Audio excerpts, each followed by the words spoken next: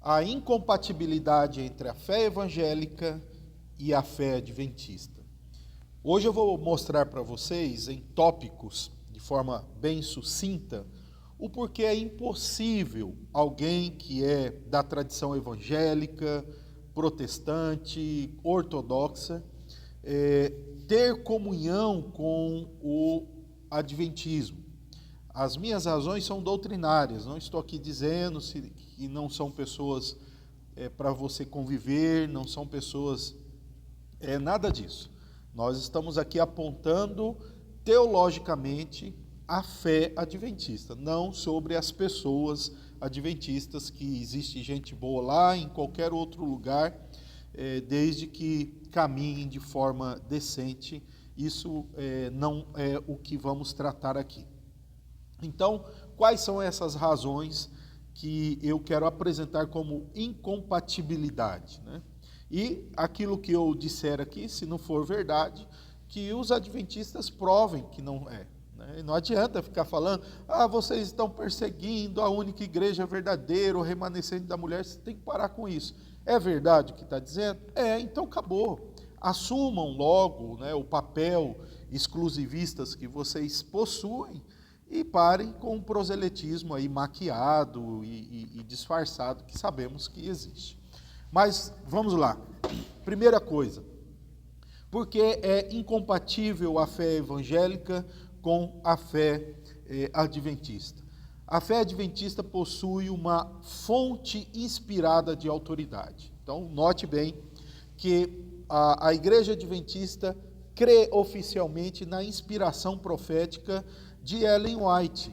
E ela é o único nome, preste atenção você, que aparece na lista de crenças adventistas. Se você procurar lá as 28 crenças adventistas, a crença de número 18 é a única crença que apresenta o nome, né, eu digo única crença de uma igreja supostamente protestante, que apresenta na sua confissão de fé o nome de uma fundadora ou de um fundador. Então isso aí é um elemento estranho para a fé evangélica. Então, eles têm uma outra fonte de autoridade inspirada. Se é canônica, se é mais ou menos autoritativa, para nós não importa. A interpretação que eles querem nos passar, enquanto sabemos a verdade interna. Ela é inspirada, e eu pergunto para você, alguém que é inspirado por Deus, você vai duvidar do que ela diz? Não vai. Se é inspirado por Deus, é uma autoridade, uma fonte, e existe declarações de fé, até mesmo da Associação Adventista, defendendo isso, e não só nas suas crenças oficiais. Isso daqui é ponto para eles, tá? Vamos lá, segundo ponto, exclusivismo denominacional. Preste atenção que a igreja adventista tem um discurso dúbio, como dizia, né, o saudoso pastor Nathanael Rinaldi. Eles falam com os dois lados da boca. Eles dizem assim, em toda a igreja tem salvos, sinceros, que vão conhecer a verdade ou vão ser sinceros com aquilo que sabem. Mas para eles a única igreja visível verdadeira é a igreja adventista do sétimo dia. Portanto, todas as outras instituições, denominações, pertence a um império babilônico falso, que pertence a Satanás, ao mundo, e tudo isso é um discurso barato, quando eles dizem, nós vemos salvos em todas as outras denominações. Vocês podem reparar que rapidamente eles dizem isso. Nós até dizemos que somos a igreja verdadeira, do remanescente, mas existe salvo em todo lugar. Não é isso que estamos discutindo. Estamos realmente discutindo. A igreja adventista considera todas as outras, né, o desvio satânico. Pronto, certo? Isso é evangélico? Não, não é. Terceiro ponto, eles negam a inerrância bíblica. Preste atenção, a igreja adventista do sétimo dia, para salvar os erros de Ellen White, apesar de confessarem que ela é inspirada, o que eles fazem? Eles também dizem que a Bíblia tem erros, tá? Então preste atenção, a igreja adventista do sétimo dia nega a inerrância bíblica, tá? É evangélico? Não é. É ortodoxo, protestante? Não pode ser. Quarto ponto, vamos dizer aí, o gibi escatológico, ou o gibi doutrinário, chamado de juízo investigativo, que diz que no dia 22 de outubro, Jesus passou do santo para o santíssimo e começou a segunda obra, ou a segunda fase de sua obra redentora lá no céu, né? Pura palha, sabemos que isso daí é um remendo para a decepção de que Jesus não voltou naquele dia. Então eles inventaram isso aí, não tem base bíblica em lugar nenhum, nada. Quem lê Hebreus, quem lê Levítico, quem lê Daniel, quem lê a Bíblia sem os óculos do Adventismo, não vai encontrar essa doutrina, essa data, não vai encontrar nada parecido com isso daí. Então, pergunto mais uma vez, é evangélico? Dividir a obra única e suficiente de Cristo, desde quando ele subiu para o céu, ele já está diante de Deus, ele já está no Santíssimo Celestial. Então vem essa doutrina aí para remendar a grande decepção. Quinto ponto da incompatibilidade. O sábado é o selo de Deus, né? Mais outro absurdo e abuso, né? Depois ainda dizem que o domingo é a marca da besta, foi o dia que Satanás colocou como seu selo aí, enfim, palavras de Ellen White. Então, como nós evangélicos que consideramos o domingo um dia de culto, dentro do arraial evangélico tem o debate, será que é um dia apenas de adoração, ou um dia que substitui o sábado, ou um novo dia no cristianismo? O ponto que há de concordância com todos os evangélicos é que esse dia, lembramos que foi o dia que o Senhor ressuscitou, e que a adoração no Novo Testamento, sobretudo na prática apostólica, usou esse dia para as reuniões. E aí vem essa dona Ellen White dizer que isso aí é a marca da besta, a marca de Satanás. É evangélico isso. Continuando. Ponto 6, a imortalidade da alma como ensino demoníaco.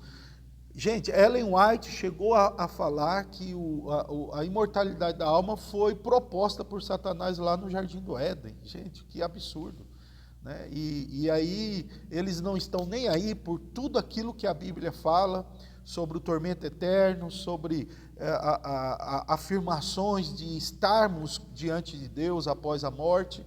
E aí fica todas aquelas distorções, negam a revelação progressiva que mostra mais claramente do que o velho que após a morte existe algo no ser humano que sobrevive, né? Isso está nos ensinos de Jesus, apostólicos, Apocalipse, enfim. Mas por causa que Ellen White disse essa patifaria, que foi Satanás que inventou a imortalidade da alma, eles então aceitam. É evangélico isso, né? Sétimo ponto. A doutrina da Trindade clássica é negada pelos adventistas. Muita gente não sabe disso e muita gente não quer pesquisar isso. Então, preste atenção, muita gente não quer pesquisar esse assunto e continua caindo na conversa adventista de que eles creem na Trindade. Não, é dito claramente que a única pessoa que recuperou a verdadeira doutrina da Trindade foi Ellen White. E as interpretações que é apresentada muito próximo aí do triteísmo, né? Diga-se de passagem. Então, se todo mundo com a doutrina da Trindade está errado e só Ellen White revelou a certa, então isso é evangélico. Continua o ponto 8, e o último aqui, depois eu vou ainda fazer alguns comentários. Satanás será punido pelos pecados dos que estão justificados em Cristo. Preste atenção. O adventista, você está inventando que nós falamos que o Satanás é corredentor. Eu não estou falando isso, certo? Quem é que trouxe Satanás, o diabo, para ser punido pelos pecados daqueles que serão salvos em Cristo? Foi Ellen White. É ela que fez isso. Em lugar nenhum na Bíblia, aproxima a pessoa de Satanás com a obra redentora de Cristo. Quem fez isso foi Ellen White. Aí vocês vão dizer, mas teve alguns comentaristas que disseram que o bode Azazel também representava Satanás. Mas esses comentaristas, se eles disseram isso, erraram, mas eles jamais disseram que aquela figura é a figura de Satanás lá no Novo Testamento, para a expiação dos pecados, certo? Que, como diz um certo autor adventista, não, é punitivo, né? Não é redentivo, ele está sendo punido. Mas, gente, a morte de Jesus já abarca tudo isso, já acopla tudo isso. Jesus é punido pelos nossos pecados, castigado pelos nossos pecados, para que possa ser o nosso Redentor. Aí vem Ellen White e coloca Satanás na expiação adventista. Isso é evangélico? Isso é evangélico? Não.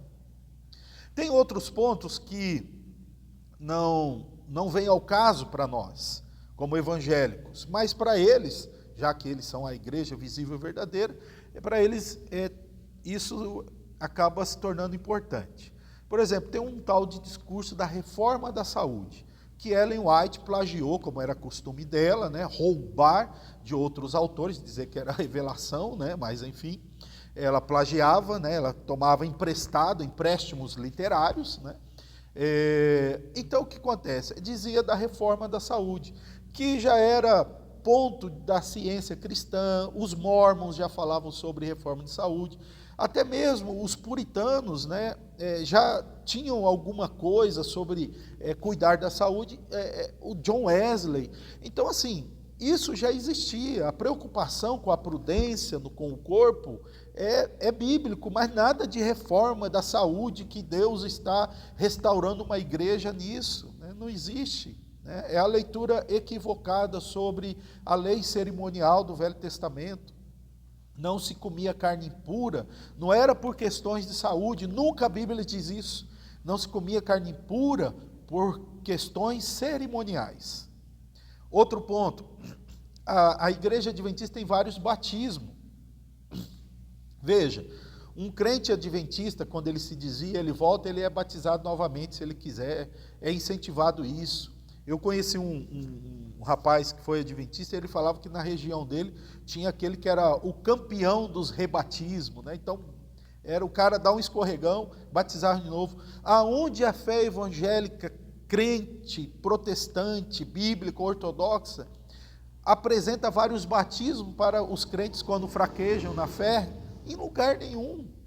Existe o debate sobre a forma de batismo, sobre a fórmula do batismo, isso desde os princípios. Mas veja, sempre ficou claro para a igreja, a água em nome da divindade, isso daí está claro para todos. E o batismo, em nenhuma comunidade é um só, mas a igreja adventista batiza para eles, né?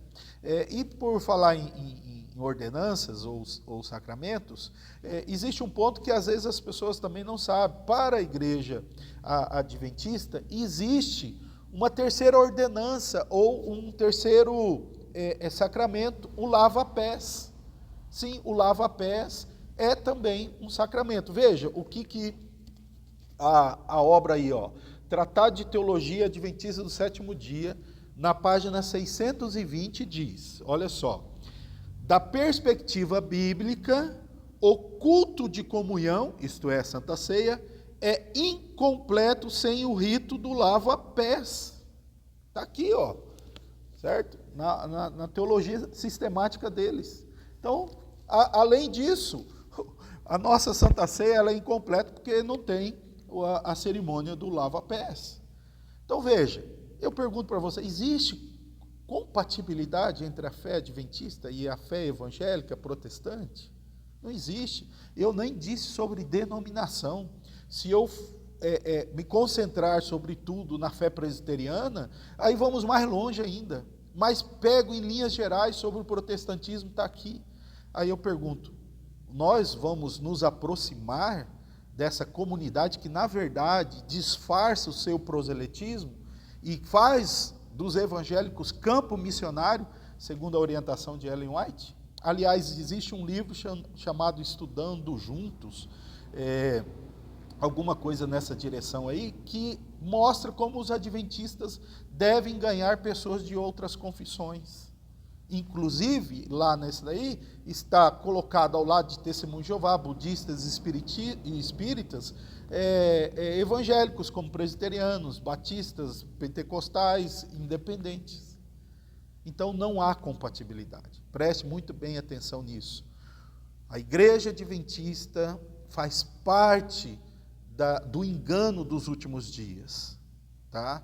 Então existe um espírito do erro operando ali, que já começou lá nos primórdios. Por isso que Jesus humilhou a mensagem de Miller e não voltou. Por isso que Jesus humilhou as visões de Ellen White e muitas falharam. Fujamos da comunhão com esta seita. Que Deus nos abençoe, que Deus nos mantenha na verdade e possamos fazer a orientação de Judas, né? Possamos cumprir a orientação de Judas, batalhar pela fé que uma vez foi entregue aos santos. Deus nos abençoe.